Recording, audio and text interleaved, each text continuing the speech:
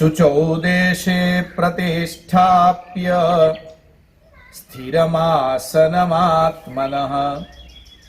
नात्युच्छितं नातिनीचं चैलाजिनकुशोत्तरम्।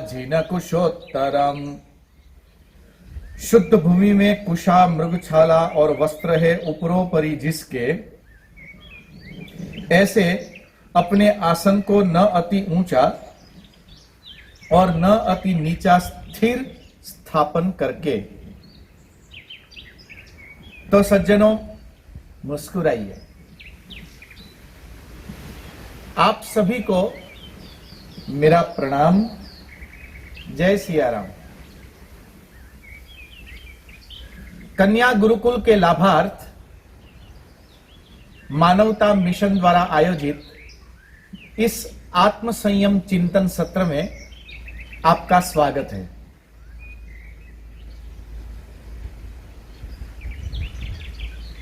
सज्जनों, परम सुख एक प्रकाशमय, एक ज्योतिर्मय अस्तित्व के लिए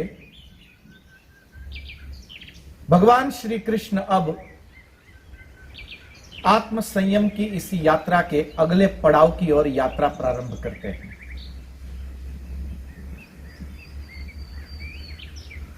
जिसके लिए अर्जुन के माध्यम से भगवान श्री कृष्ण ने हमें उपदेश दिया कि वासना रहित होकर, जिसकी सारी वासनाएं समाप्त हो चुकी है,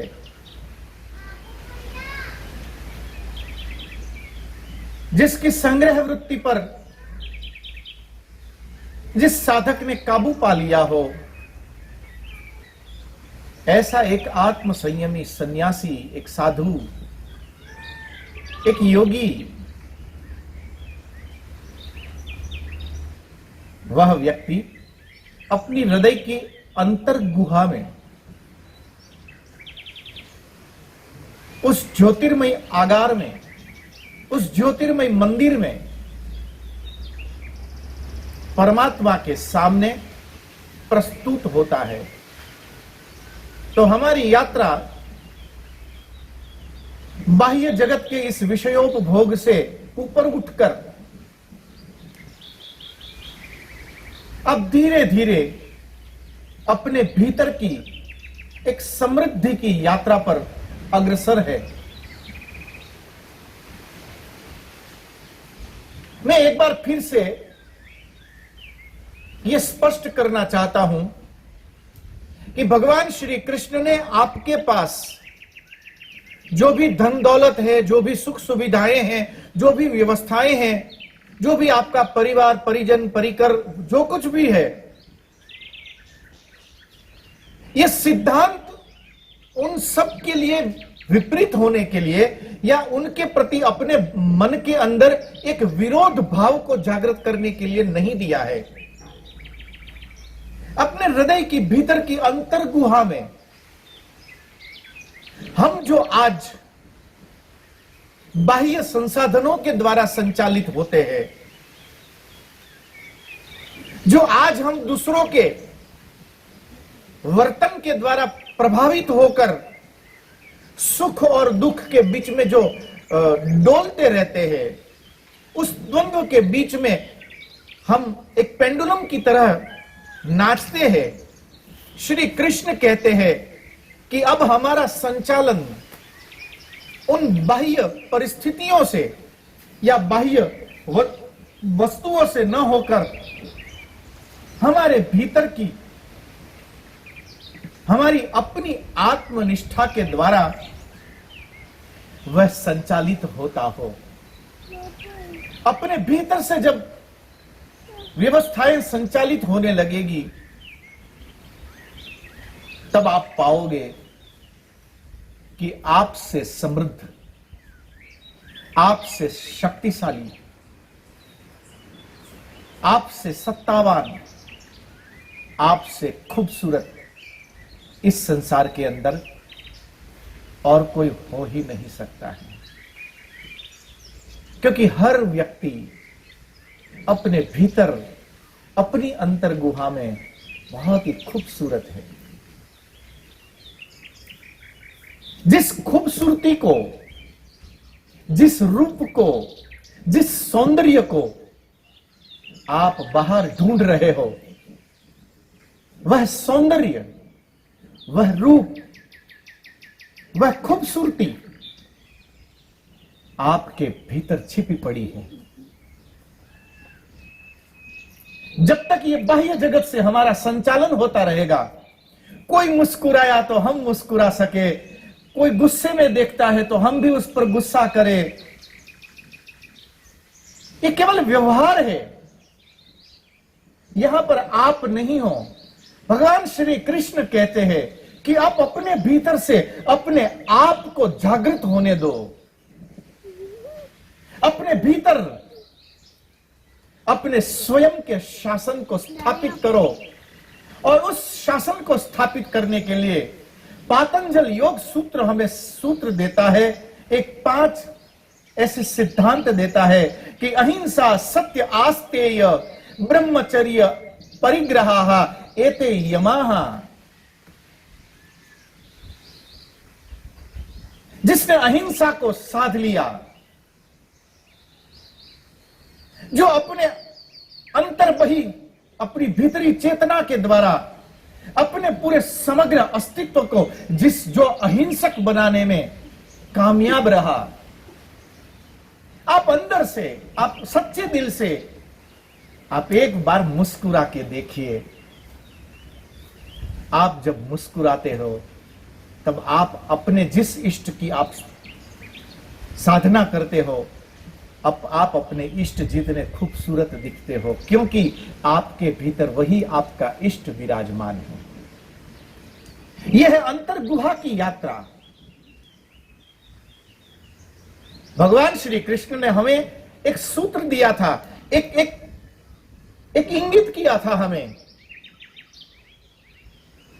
कि जब आपकी अंतर गुहा की ये यात्रा, आपकी ये एकांत की ये यात्रा, अपने निज को, अपने स्व को, अपने ऐश्वर्यों को जगाने की ये विधा, जिस दिन आप इसमें सफल हो जाएंगे, तब भीतर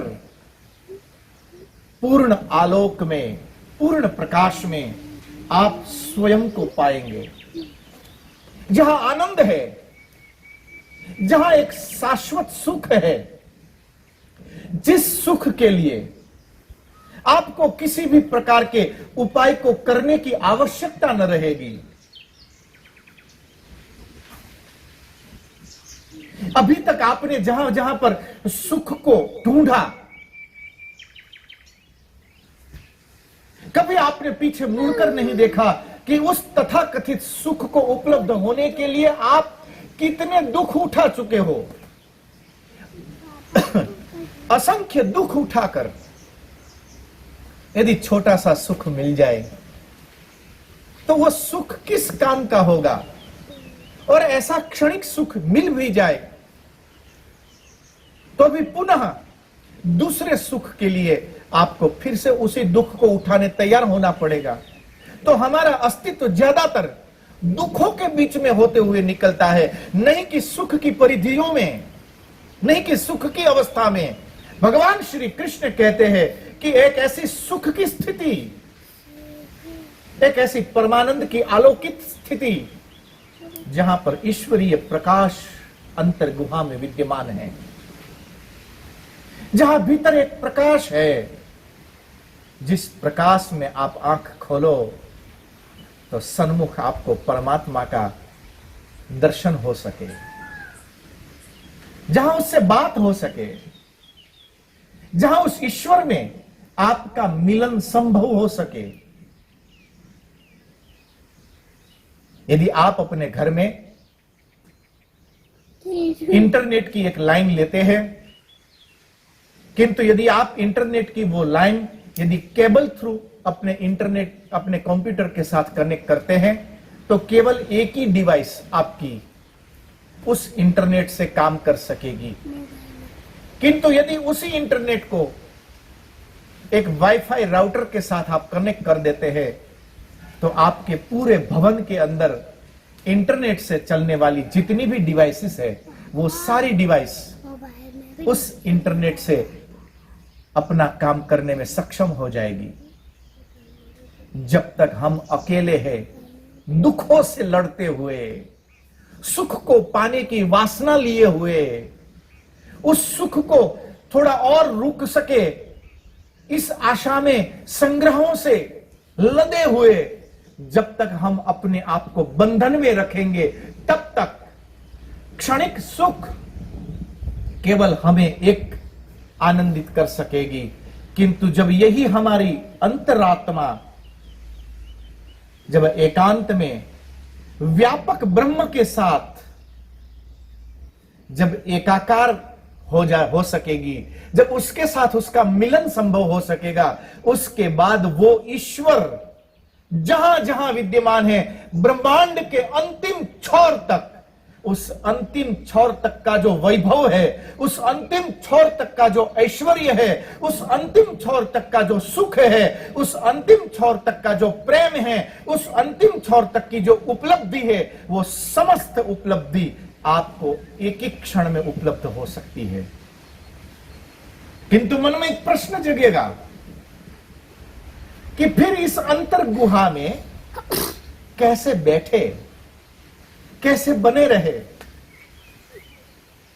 पुनः मैं पूज्यपाद प्रेम अवधूत जी महाराज का वो वाक्य आपको स्मरण दिलाना चाहूंगा कि ये जिम्मेवारियों से भागने वाली कथा नहीं है, ये अपने भीतर एक जिम्मेवार को प्रकट करने वाली चर्चा है।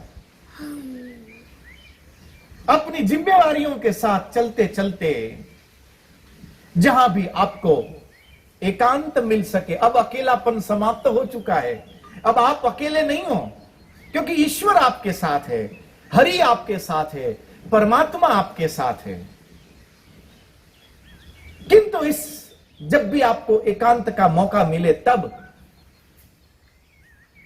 अभी मन को अभ्यास देना है, अपने चित्त को और नजदीक से देखना है।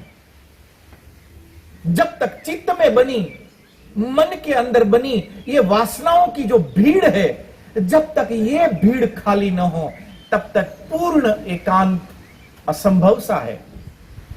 और उस चित्त पर निगरानी रखने के लिए पूज्यपाद प्रेम अवधूत जी महाराज का यह सिद्धांत बड़ा काम का है कि अपने श्वासोश्वास की क्रियाओं को शांत होकर देखते रहो। जहां तक मुझे स्मरण आता है, आचार्य रजनीश जी ने भी ध्यान की एक विधा में इसी विषय पर चर्चा की है। इससे और विधिवत समझना हो तो जो योग के आचार्य है, उन किसी भी योग के आपके नजदीक जो उपलब्ध योगाचार्य हो, उस योगाचार्य के पास कुछ क्षण बैठकर आप इस विधा के विषय में और गहराई से जान सकते हो। योग चित्त वृत्ति निरोध, पातंजल योग सूत्र का आरंभ ही उस शब्द से किया जाता है कि चित्त वृत्ति का निरोध। जहां पर चित्त वृत्ति में बनी हुई भीड़ को हम शांत करने में, उसको छंटने में, वहां पर अपने एकांत को उपलब्ध करने के लिए हम सक्षम हो सके, उस सक्षमता के मार्ग को कहते हैं योग। और जो उस योग को उपलब्ध हो सका, जो चित्तवृत्ति के निरोध को उपलब्ध हो सका, ऐसा आत्म संयमी साधक अपने अंतर गुहा के अंदर भगवान श्री कृष्ण कहते हैं कि वो ईश्वर का अनुभव कर सकता है, वो ईश्वर के साथ उसका मिलन हो सकता है। और वो मिलन, वो अनुभव, वो आनंद की वो पल अब हमारे लिए सार्वभौम हो सके, यही अविरत हमारे भीतर चालू रह सके, उस मुक्ति की अवस्था में, उस शाश्वत अवस्था में, उस परम अवस्था तक की हमारी यात्रा हो सके। एतदर्थ भगवान श्री कृष्ण हमें एक और मार्ग बताते हैं। भगवान श्री कृष्ण कहते हैं कि शुचौ देशे प्रतिष्ठाप्य। इस शुचिता को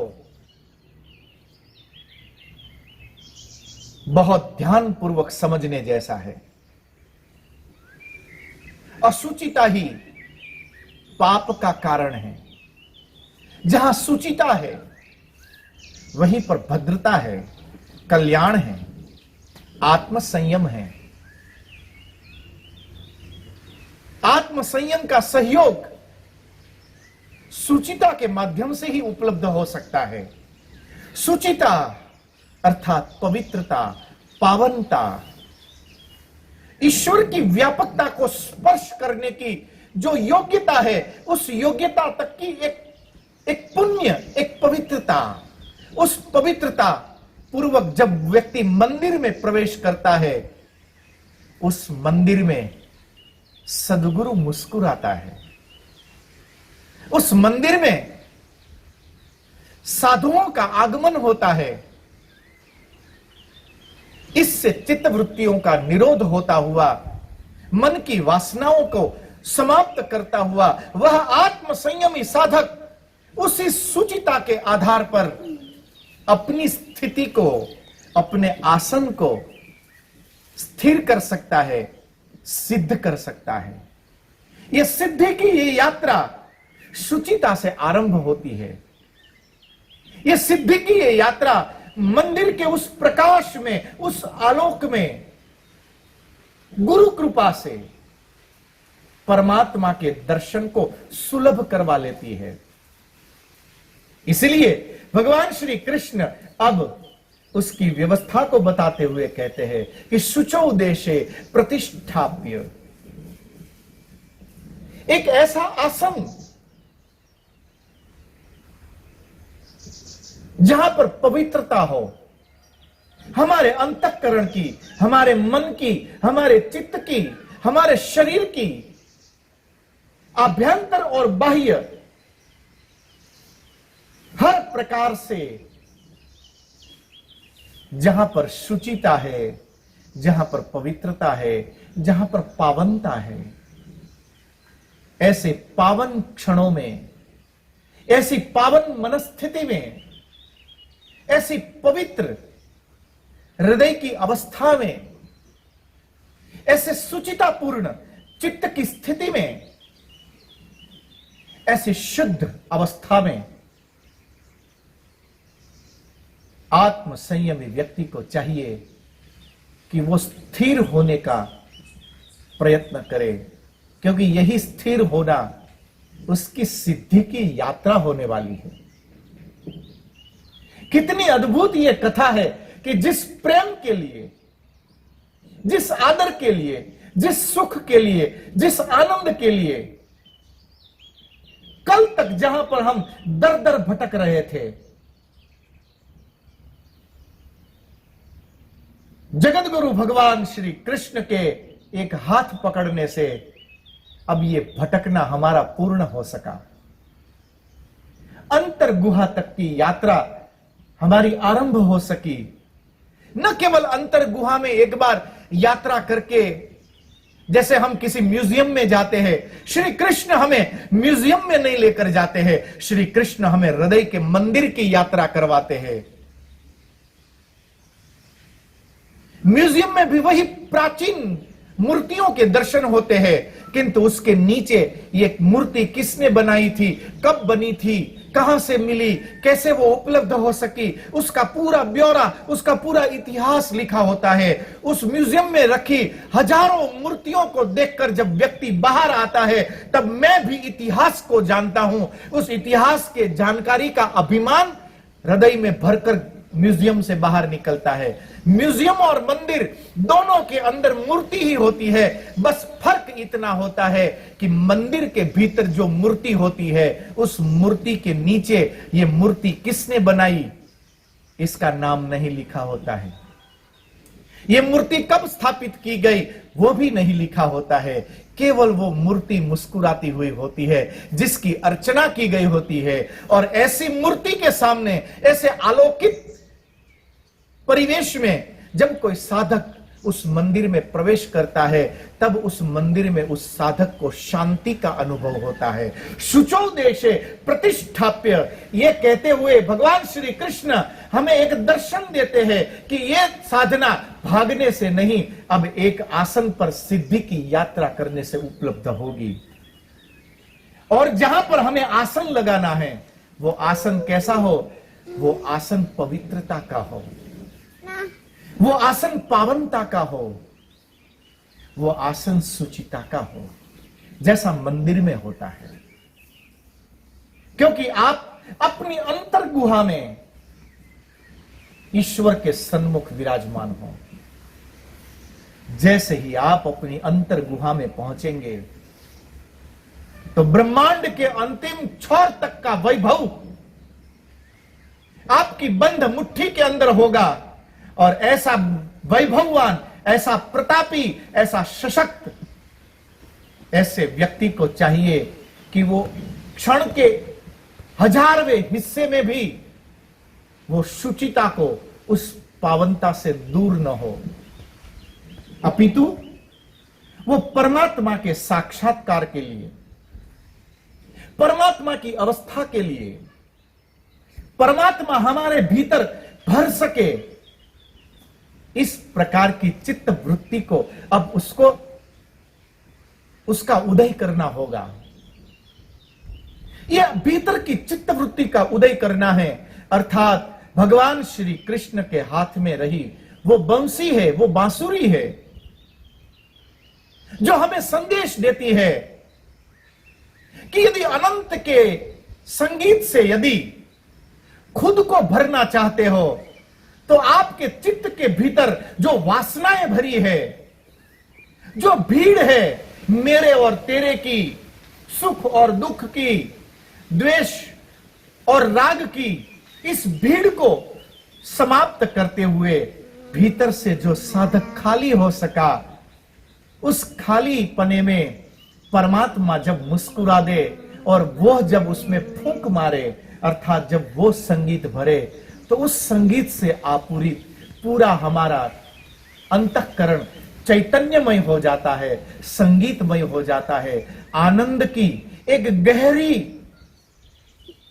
अवधारणा में वो गोता लगाने के लिए सक्षम हो जाता है। एक ऐसा समृद्ध अपने आप को पाता है कि अब वो तुच्छ प्रेम के लिए अब वो रोता नहीं है, अपितु अपने हृदय की उस प्रेम के झरने को अब वो फूटने देता है, ताकि अपने प्रेम के झरने में जिनको प्रेम की आवश्यकता है, ऐसे लोग उसमें स्नान कर सके।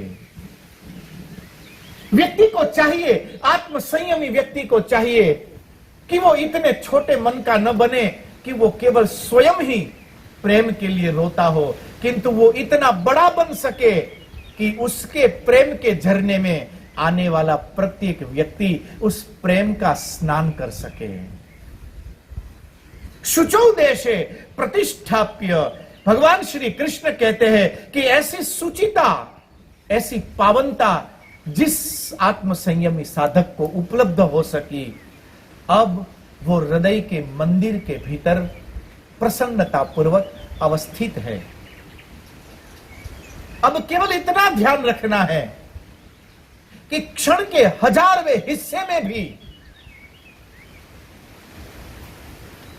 अब चित्त के अंदर किसी भी प्रकार की वासना प्रवेश न कर सके। इसलिए भगवान श्री कृष्ण ने एक शब्द दिया, शुचौ देशे प्रतिष्ठाप्य। आगे कहा कि स्थिर आसन, अपने आसन को लगाना है। ये बड़ी अद्भुत बात है, ये मत भूलिएगा कि भगवान श्री कृष्ण ने ये जो उपदेश दिया है, ये उपदेश किसी मंदिर के प्रांगण में बैठकर नहीं दिया, अपितु ये उपदेश युद्ध भूमि में हुआ है।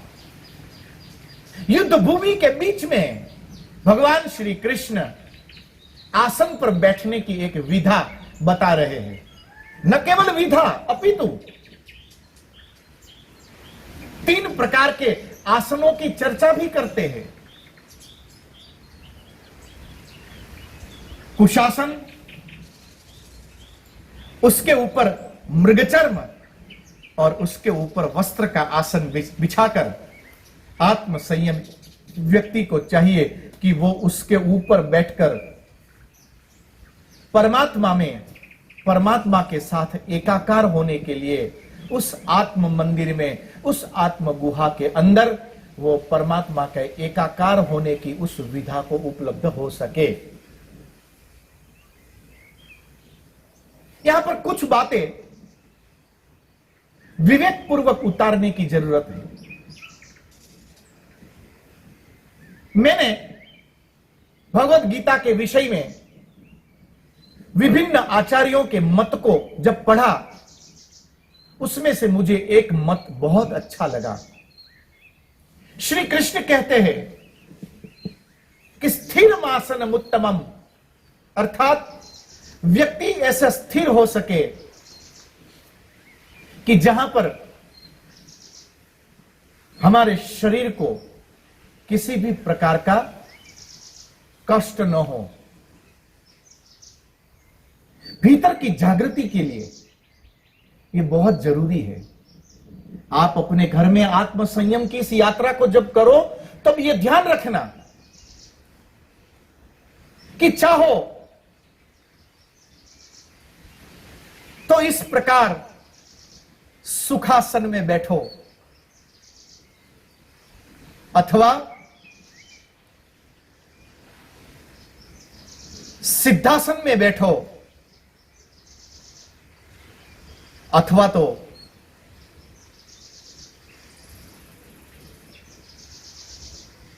उन आसनों में आप बैठिए जहां पर आप स्थिर रह सको। सुखासन हो, सिद्धासन हो,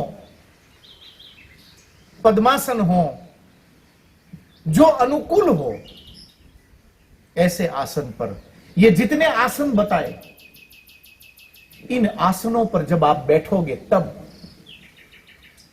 आप पाओगे कि आपको एकदम सीधे बैठना होगा, क्योंकि जमीन की ग्रेविटी आपको नीचे की ओर खींचती है। यदि आपका आसन थोड़ा सा टेढ़ा हो, थोड़ा सा आगे झुका हो, थोड़ा पीछे झुका हो, यदि आप सीधे नहीं बैठे हो, तो पूरे शरीर का जो ग्रेविटेशनल फोर्स है वो जहां पर आपका आसन झुका है उस और आपकी पूरी ग्रेविटेशनल फोर्स को ऐसे झुका देगी। आप उस अवस्था में थोड़ी देर के लिए तो ठीक से बैठ सकोगे, उसके बाद आप भीतर से अनुकूल नहीं हो पाओगे। भगवान श्री कृष्ण कहते हैं कि जब आत्म गुहा में प्रवेश करो, उससे पहले उस शुचिता पूर्ण आसन की व्यवस्था करके सिद्धासन पर, स्थिर आसन पर स्वयं को बिठाना, जहां पर कुशा, मृगचर्म और वस्त्र का आसन बिछाया हो। मन में एक प्रश्न उठता है कि इन्हीं आसनों में क्यों? आप चाहो तो मयूरासन पर भी बैठ सकते हो, किंतु उस मयूरासन के लिए आपको बहुत अभ्यास की आवश्यकता है। जो योगी उस अभ्यास को कर सके वो उन आसनों तक की यात्रा करे, पर जब तक हम उस यात्रा को न कर सके तब तक के लिए हमें चाहिए कि हम केवल स्थिर आसन पर शांत चित्त होकर बैठते हुए अपने अंतर गुहा में शुचितापूर्ण आसन पर बैठे अपने मंदिर में परमात्मा का अनुभव कर सके। एक मन में प्रश्न उठता है कि फिर भगवान ने इस कुशासन, मृगचर्म और वस्त्र के आसन की चर्चा क्यों की? ये सिद्धासन, ये सुखासन, इसकी चर्चा क्यों की? उस चर्चा पर, उसके विषय में और जानकारी के लिए पुनः आपसे मिलने की आकांक्षा के साथ आज बस इतना ही। आप सभी को मेरा प्रणाम। जय सिया राम।